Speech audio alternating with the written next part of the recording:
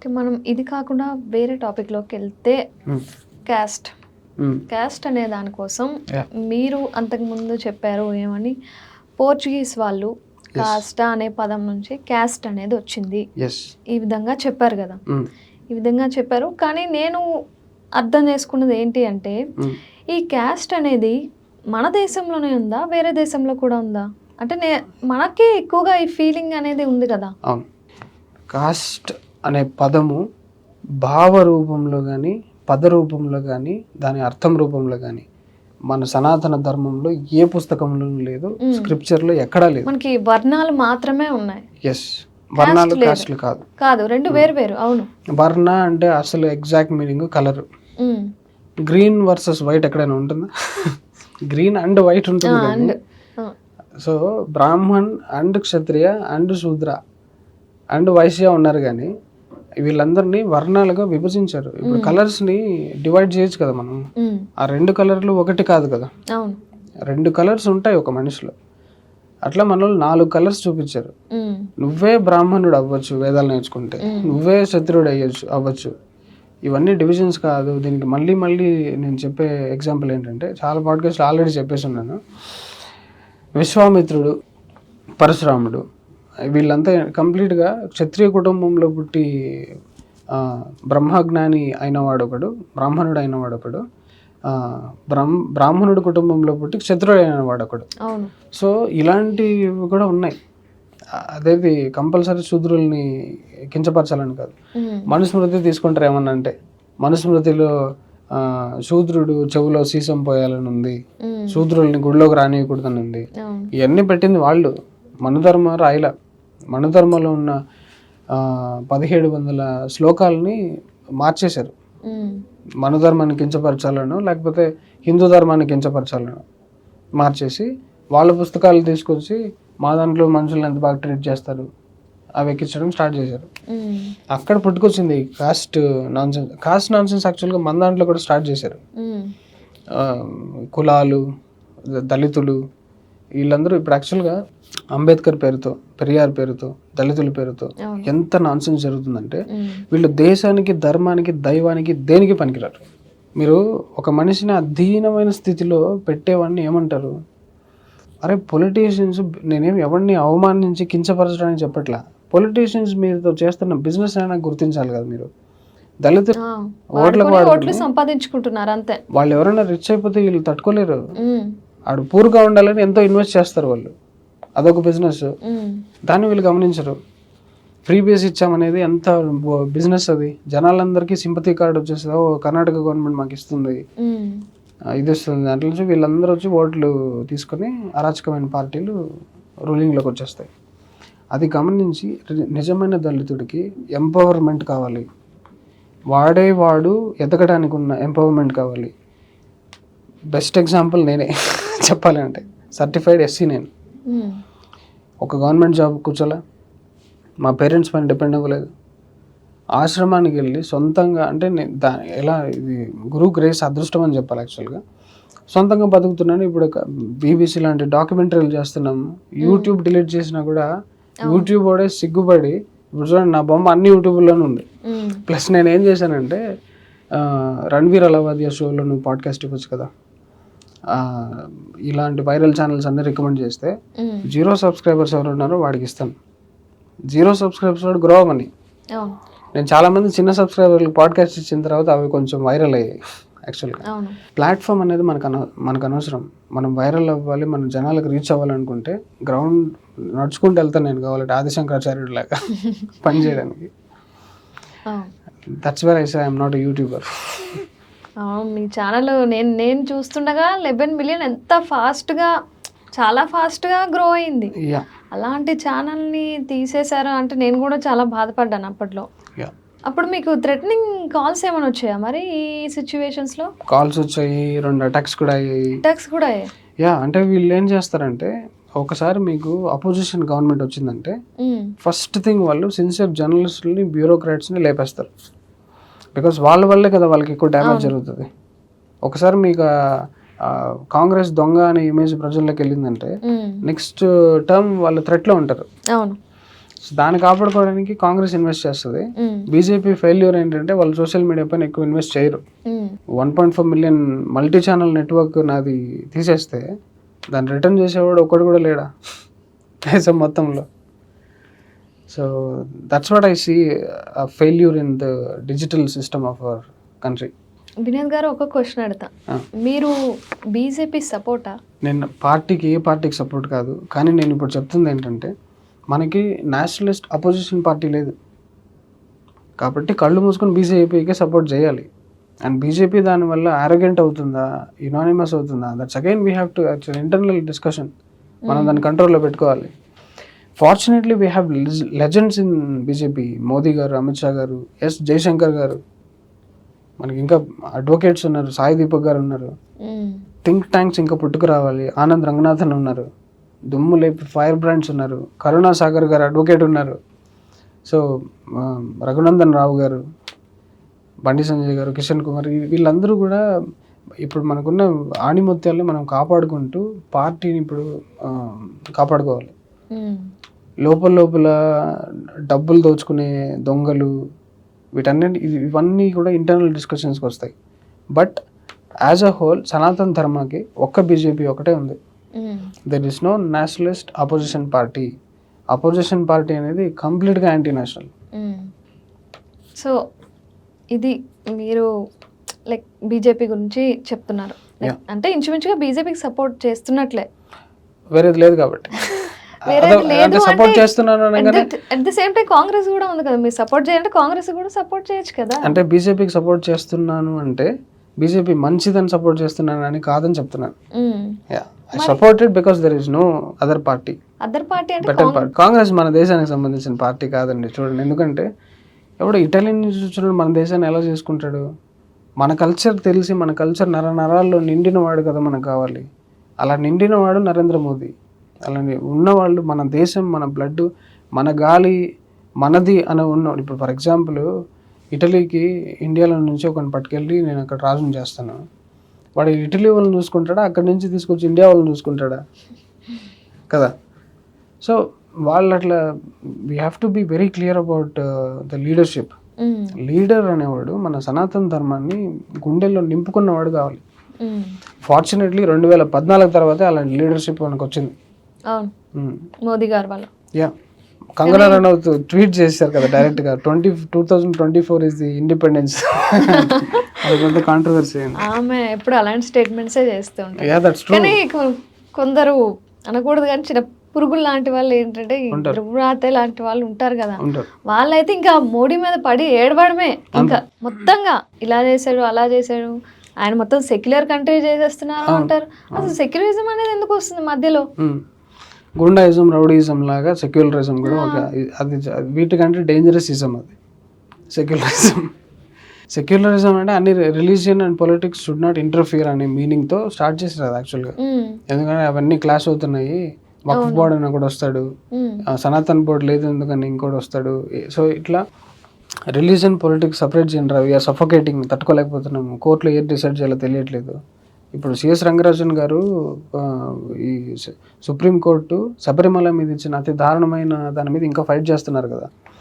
శబరిమల దాని మీద ladies allow చేయాలా లేదా అనేది కోర్టు ఎందుకు డిసైడ్ చేస్తావు? రిలీజియస్ ఇంటర్నల్ అఫేర్, మా ఇంట్లో నువ్వు ఎందుకు వెళ్ళి పెడతావు అంటున్నారు. సో ఆ లైన్ డ్రా చేయాలని చెప్పి సెక్యులరిజం పేరుతో జరుగుతున్న నాన్సెన్స్ ఏంటంటే హిందువుల్ని మొత్తం అరాచకం చేయడానికి స్టార్ట్ చేశారు. అది మెజారిటీ హిందువుల్ని దోచుకోవడానికి. ఈ సెక్యులరిజం అనేది తెచ్చి మొత్తం అన్నిటినీ కలిపేస్తున్నారు, మళ్ళీ మొత్తం హిందువులనే అంటున్నారు. అని మనం చూసుకున్నట్లయితే ఒక హిందువుని ఎవడైనా ఏదైనా కామెంట్ చేసేస్తాడు, అదే ఇతర మతాల వాళ్ళని అనాలంటే భయపడతారు. అంటే ఆ మతం పేరు చెప్పి ఒక కామెంట్ చేయడానికి కూడా భయపడతారు. మరి దీన్ని ఏం చేయాలంటారు? Warriors, intellectuals are enough. Warriors కావాలి. వారియర్స్ ఇప్పుడు యాక్చువల్గా పుట్టుకొస్తున్నారు. ఇలాంటి వారియర్స్ కానీ ఎక్కువ ఉంటే మిగిలినడు సామధాన భేద దండోపాయాలు, సామధాన భేద అయిపోయింది, దండా స్థితికి వచ్చేసినాం ఇప్పుడు. అదొకటే చేయాలి. ఇంకా మన వాళ్ళు అన్నీ చేశారు. ఇంకా చాలా మంది ఎవరైతే సామ అనే దాంట్లో ఎక్స్ప్లెయిన్ చేస్తున్నారో దెబ్బలు తింటున్నారు ఆల్రెడీ వాళ్ళు. Time to wake up, war is coming అంటారు కదా వీడియోలో. మరి ఇది కాకుండా దేవుణ్ణి నమ్మే వాళ్ళు, నమ్మని వాళ్ళు, ఈ ఇద్దరు దొంగలే. ఇద్దరు నమ్మేది, నమ్మకం ఇట్ సెల్ఫ్ ఇస్ బుల్షిట్. ఎందుకంటే అంటే దేవుని నమ్మకూడదు అంటారా? తెలుసుకునే అవకాశం ఉన్నప్పుడు నమ్మాల్సిన అవసరం ఏముంది? బాగా అర్థం చేసుకోండి. సింపుల్ ఎగ్జాంపుల్, చాలా చోట్ల సద్గురు ఇదే చెప్తాడు. మీకు 2 చేతులు ఉన్నాయని మీరు నమ్ముతున్నారా? మీకు తెలుసా? తెలుసు, అఫ్ కోర్స్ కదా. చూస్తున్నాగా. తెలిసిన చోట నమ్మాల్సిన అవసరం ఏముంది? నమ్మడం అనేది తెలియని వాటి మీదే ఉంటుంది. బాగా అర్థం చేసుకోండి. టైం తీసుకుని అర్థం చేసుకోలేదు, వెంటనే తట్టదు. తెలియని వాటి మీదే నమ్మకం ఉంటుంది. మీకు ఆ బాటిల్ ఏదో గెలాక్సీలో అదేదో ఉంది అట్లంటే నీకు తెలియదు, ఓకే నేను నమ్ముతా. నమ్మకాలన్నీ అబద్ధాలు. సింపుల్. ఎప్పటికీ కూడా ఇప్పుడు దేవుణ్ణి భక్తులు ఇట్లా వెళ్తారు చూసారా, నాకు దేవుడి మీద నమ్మకం ఉంది అని చెప్పి, వాడు ఎదవే. ఎందుకంటే వాడికి దేవుడు అంటే తెలియదు. బట్ అట్లీస్ట్ సరే నేను ఏం చేస్తాను, గుడ్డి నమ్మకాలు, హాలుసినేషన్స్, సూపర్స్టిషన్స్ ఇక్కడే మొదలవుతాయి. నేనేం చేయాలి? ఆ నాస్తికుని అయిపోవాలా? దేవుడిని నమ్మకూడదా? కాదురా భయ్, సాధన చెయ్యి, దేవుని మార్గం తెలుసుకో. నువ్వు అల్టిమేట్గా ఏం తెలుసుకుంటావు? దేవుడు నీ లోపల ఉన్నాడని తెలుసుకుంటావు. అప్పుడు ఏమవుతావు? నువ్వే దేవుడు అవుతావు. సద్గురు ఏంటంటే బ్రహ్మచరి ఈజ్ అ వాకింగ్ టెంపుల్ అన్నాడు. యాక్చువల్గా ఆ మహావతార్ బాబా వచ్చేటప్పుడంట పుష్పాలు వికసిస్తాయి, ఆయన వచ్చేటప్పుడు ఒక స్మెల్ వస్తుంది. ఆ మంచి సువాసనను బట్టి ఈయన ఎన్లైటెడ్ కదా చెప్పేటోళ్ళు అంట డిసైపుల్స్. ఓకే, ఉంటుంది అది యాక్చువల్గా అంతలా. Yeah, flower exudes fragrance. ఆ లోటస్ ఫ్లవర్ వికసించే ఎగ్జాంపుల్స్ ఎన్లైటెన్ దాంట్లో ఎందుకు ఇస్తారు అంటే, సో మరి బాబు గోగినేని లాంటి వాళ్ళు అయితే కంప్లీట్గా ఇప్పుడు ఏంటంటే జనాలు ఒక మంచిగా ఒక లాజికల్ మాట్లాడేసరికి ఈ స్టూడెంట్ బ్యాచ్ అంతా దానికి అట్రాక్ట్ అవుతారు. యా, నేను అందుకనే వస్తున్నాను. ఇప్పుడు నేను కొన్ని లాజిక్లు మాట్లాడితే ఆ గోగినేని అనేవాడు బ్రెయిన్ ఫ్రాక్చర్ అవుతుంది. అట్లా వాడు ఆన్సర్ చేయలేడు. బికాస్ ప్రతి మనిషిలోనూ వెనకాల ఒక ఇంటర్ఫేస్ ఉంటుంది. నేను ఆ ఇంటర్ఫేస్తో ఫ్రెండ్షిప్ చేస్తాను. ఏంటంటే ఇప్పుడు ఈ లాజికల్ ఆపరేటర్స్ ఉంటుంది చూసారా, ఆ లాజికల్ ఆపరేటర్స్ని మనం ఎలా అయినా వాడుకోవచ్చు.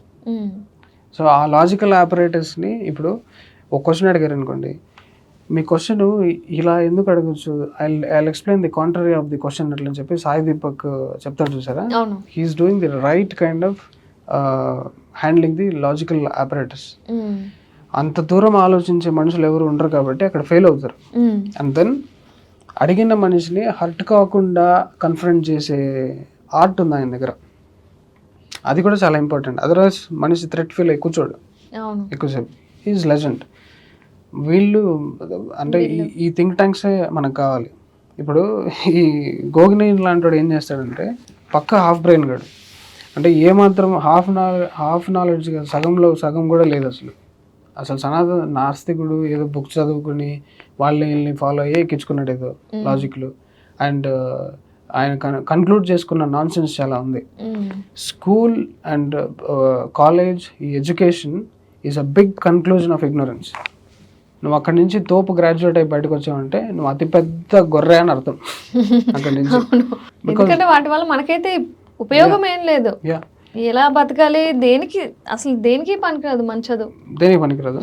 సో సనాతన ధర్మం వీటి గురించి ఒక చిన్న లాజిక్ చెప్తాను చూడండి. ఎమోషన్స్, థాట్స్ అండ్ ఫీలింగ్స్, ఈ మూడింటిని హ్యాండిల్ చేసే ఆపరేటర్స్ ఒకటి ఉంటుంది.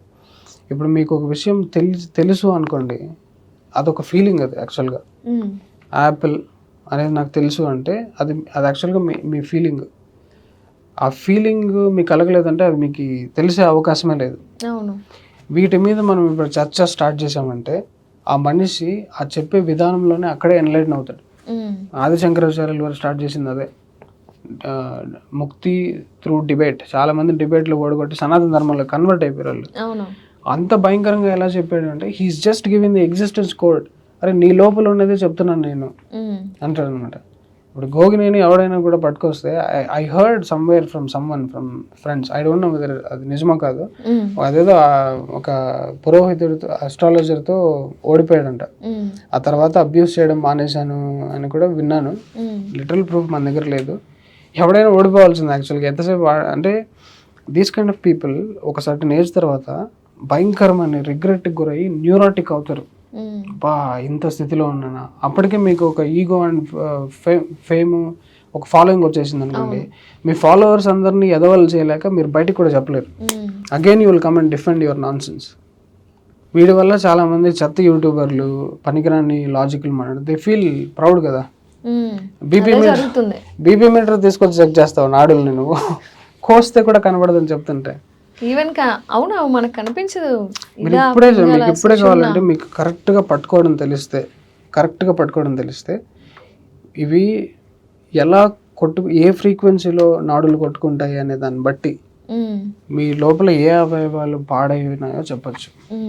అవును, అలా చెప్పేవాళ్ళు నేను విన్నాను. అంటే దీన్ని పట్టుకోవడం రావాలి కదా first. You should know how to sense a నాడి. అవును, lot of doctors are not. Stethoscope అనేది ఎందుకు వచ్చింది? ఇలా పట్టుకోవడం వాళ్ళకి రాదు కాబట్టి. ఆ హ్యూమన్ బీయింగ్ అది పోయింది. అది ఇక్కడ కూడా స్టెథోస్కోప్ పెడుతున్నారు, ఏం పడుతుంది.